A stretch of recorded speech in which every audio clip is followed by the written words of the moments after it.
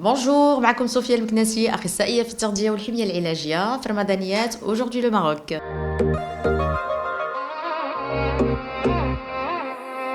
على الأقل une semaine avant Ramadan ou là 10 jours, on se prépare surtout pour les gens qui sont accros au café et au thé.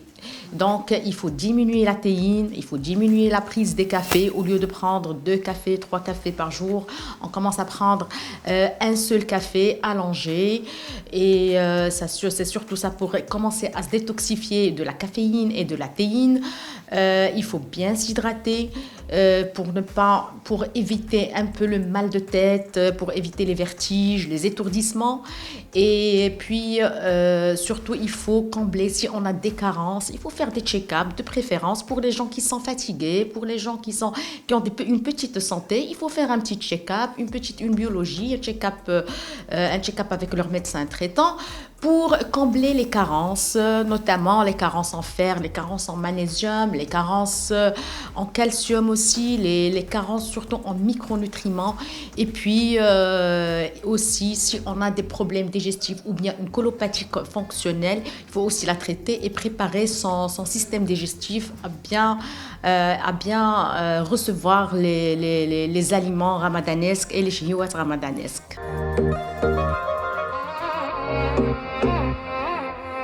Afin d'éviter la fatigue du premier jour du Ramadan, ou bien on va pas dire le premier jour, mais c'est le premier week-end, donc ça dure de 3 jours à 1 semaine des fois. C'est surtout pour les gens, déjà on avait mentionné au début qu'il fallait faire une détoxification à la caféine. Déjà au début le corps, donc Ramadan c'est la meilleure période pour se détoxifier le corps. Et bien sûr, avec la détoxification, on a des fois un mal de tête, on a des vertiges, un malaise des fois. Et puis, pour éviter ça, il faut bien s'hydrater. Il faut prendre un repas à l'aube. Le repas de l'aube, اللي هو السحور. خاصنا نسحروا حتى الرسول راه وصانا بها. Donc, من الأحسن نسحروا والناس et bien sûr, il faut bien s'hydrater. On met le point sur l'hydratation. خاصنا نشربوا الماء مزيان et surtout في السحور aussi نحاولوا ناخذوا un grand verre d'eau à la fin du سحور.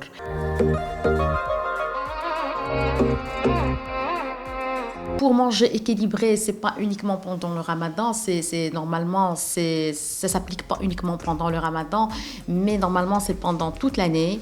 Mais pendant le Ramadan, il faut vraiment puiser dans tous les groupes d'aliments, comme les jours normaux, les fruits, les légumes, les féculents complets surtout pour avoir la sensation de satiété, les protéines, surtout que maintenant avec la nouvelle pyramide alimentaire, on doit mettre le point sur la protéine. On est passé de 1 gramme par kilo par jour à 1,2 grammes, 1,5 grammes jusqu'à 1,6 grammes par kilo par jour.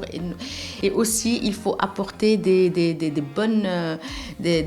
bon gras, notamment les acides gras essentiels, les oméga 3, 6 et 9.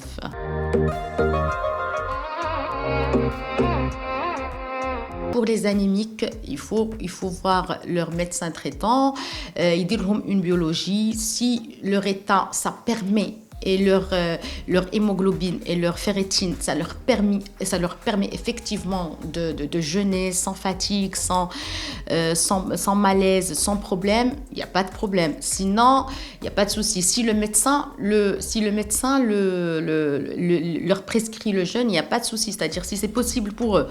Sinon, si c'est proscrit, Allah shaféhom, donc c'est le hada. Puis pour les diabétiques, bien sûr, il faut prendre l'avis de leur médecin traitant, de leur diabétologue ou bien endocrinologue pour faire un bilan avant d'hémoglobine glyquée et pour éviter les hypoglycémies, les hyperglycémies et aussi les malaises. Pour la femme enceinte et allaitante, ça aussi, elle doit avoir l'avis de son gynécologue.